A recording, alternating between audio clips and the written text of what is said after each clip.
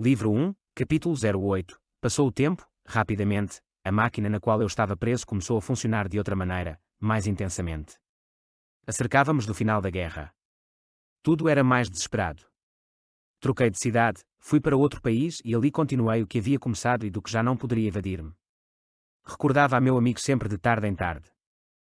Cada dia me causava mais assombro a facilidade com que mentia e enganava, e a facilidade com que todos pareciam crer em minhas mentiras e em meus enganos. Numa noite em que havia bebido mais do que o necessário, para esquecer meu emporcalhamento, encontrei meu amigo, olhou-me em silêncio e, sem me dar tempo para expressar minha alegria, disse-me: reflexiona um pouco.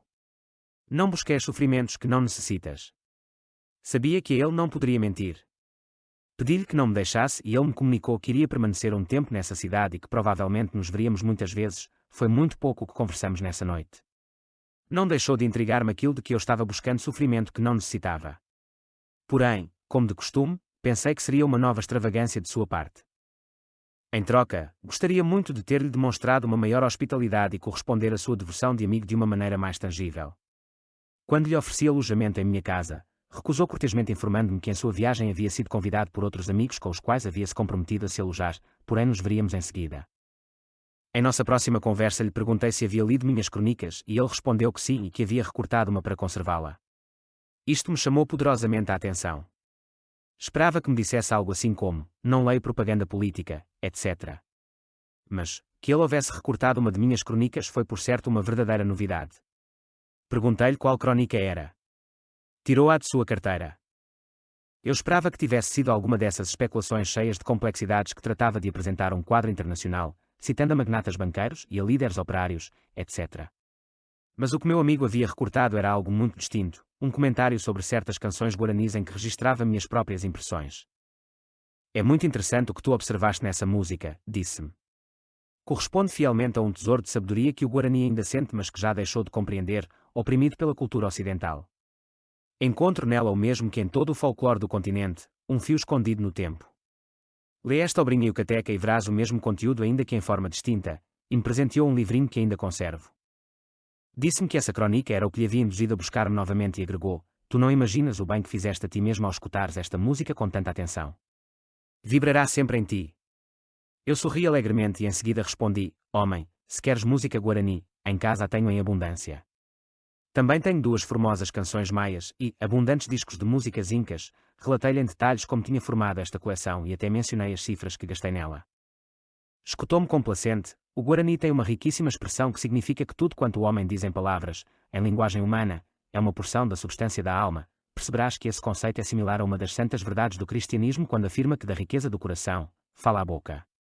E os que também dizem que o homem só pode expressar o que é, enfim. À noite seguinte, ceamos em minha casa e nos fartamos de música guarani. Porém, eu estava agitado e nervoso devido aos acontecimentos do dia e teria preferido discutir com ele meus problemas pessoais. Escutou a música com deleite. Eu bebia whisky. A música era por certo atraente, mas eu tinha a cabeça cheia de muitas preocupações em consequência da minha vida em meio a tanta intriga. Minha situação já se fazia demasiado densa e parecia não ter uma só saída por onde fugir. Nesse instante invejei a alegria de meu amigo, a incalculável paz que havia nele, sobretudo, sua segurança, sua serenidade. Quando se pôs de pé, um pouco antes de partir, disse-me: o Guarani tem feito, mais ou menos, o mesmo que tu estás fazendo com este copo de whisky. Eles bebem cachaça. Não é de todo desagradável, mas bebê-la para fugir de si mesmo é o mais nécio que pode fazer um homem. Os Guaranis caíram na mesma rede de sonolência em que tens caído tu. Essa música que acabamos de ouvir é a voz de sua alma captada por um homem que ainda quer despertar aos seus. A voz da vida ainda vibra neles, mas eles se deixaram hipnotizar, não só pelo álcool, senão pelo enciclopedismo ocidental que é o veneno que consome nossos povos. Não creio que tenha morrido nada no Guarani, disse-lhe. Sua virilidade é coisa bastante clara. Creio que o Guarani é o homem mais valente que já conheci. Viu na guerra. E a propósito, foi durante a guerra que conheci sua música e a acho tão bela e resoluta como a música dos altiplanos. Sim, ambas são genuínos chamados da alma destas terras, mas as formas são diferentes porque correspondem a distintas latitudes. Ambas são músicas essencialmente místicas. A de origem incaica segue o ritmo do movimento dos corpos celestes e não pode ser de outra maneira. É música que abarca, em seu compasso e em sua melodia, tudo quanto nossa alma já sabe acerca do sistema solar e dos enigmas que representam a Via Láctea e as Pléiades. A mais de 3.000 metros de altura, tendo um firmamento estrelado por panorama, o homem dos Andes tem, forçosamente, que sentir em termos grandiosos. Se seu pensamento estivesse à mesma altura que seu sentimento, a raça não haveria se degenerado. Esta degeneração começou muitíssimo antes da conquista, mesmo assim, sua degeneração é proporcionalmente menor que a ocidental em relação ao cristianismo. Isto se pode observar nos escritos que sobreviveram à catolização do Império. A alma destas raças ainda conserva a suficiente força espiritual, porém, por desgraça, não sabem atualizá-la e a esconderam no fundo das práticas católicas. Quanto ao Guarani, a natureza semitropical em que vive, dá a ele outro ritmo, outra forma, outro sentimento, mas em essência, diz o mesmo com quanto à espiritualidade.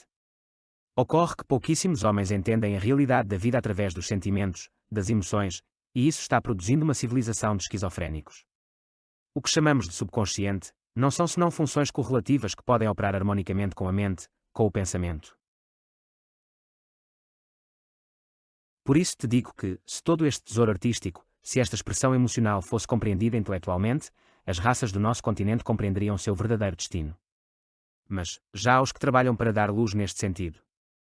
No momento esses homens são como João Batista, uma voz que clama no deserto. Pelo que me dizes, pareceria conveniente reviver as religiões e os mitos das raças autóctones, disse-lhe. Não, isso seria ignorância. Nesse sentido nada há que reviver porque nada está morto.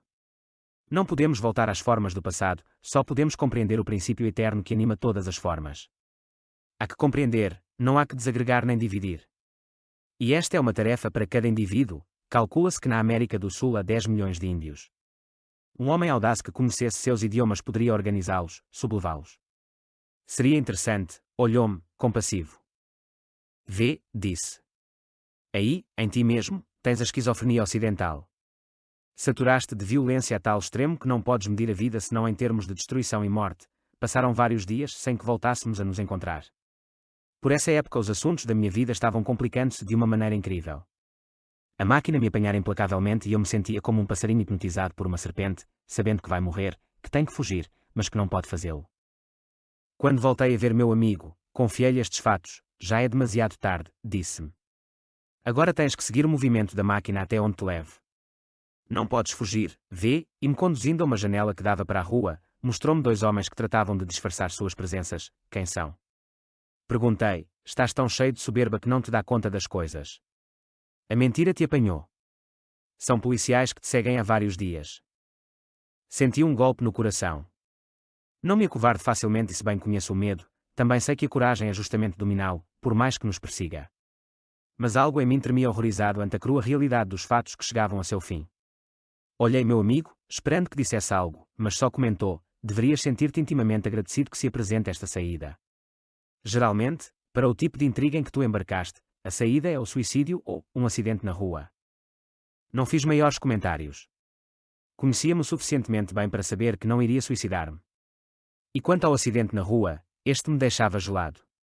Sabia bem que eu representava um perigo para muitos e que muitos veriam com agrado meu desaparecimento. Porém, eu havia antecipado esta possibilidade e havia feito saber a todos que levava um diário onde anotara coisas que o mundo político e diplomático chamam de muito interessantes. Haviam várias cópias deste diário. Onde anotara coisas que o mundo político e diplomático chamam de muito interessantes. Haviam várias cópias deste diário, algumas delas no estrangeiro e outras em um banco. Contei estas coisas ao meu amigo, um rato encurralado sempre tem talento, disse-me, voltei-me até ele com violência e tinha o punho em alto para golpeá-lo, mas seu olhar me paralisou. Ainda hoje não poderia explicar-me como ocorreu isto. Não moveu um dedo, não fez um só gesto. Unicamente me olhou e eu fiquei desarmado por dentro e por fora. Estás tão podre que perdeste tua integridade, disse-me. Como estás mudado? Certa vez, revelaste-me a forma como rezava suas orações na igreja. Recordas? Por mais nécias e pueris que fossem essas palavras, ao menos tua integridade e tua honradez eram de valor. Agora, observa-te.